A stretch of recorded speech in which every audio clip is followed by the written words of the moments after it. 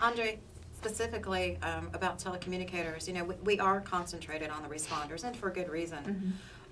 But do you think that telecommunicators recognize the stress and the impact these critical incidents have on themselves, or do you think it's something that is more readily identifiable by somebody else? Because we're real good about talking on the radio as well, but talking about the things that matter about what happens on the radio is sometimes not so much.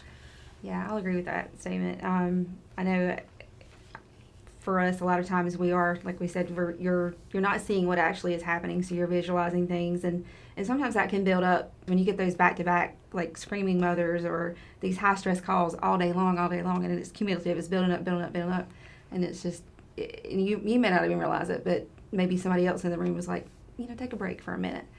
Look out for your friend, your coworker there.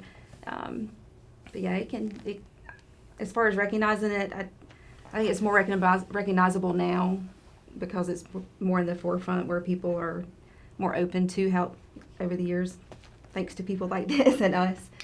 But yeah. Very good point. I don't think the telecommunicators, and I'm not one, so this is a very unfair statement, but I don't think that, I think that for years, they didn't feel like they were invited to the same room.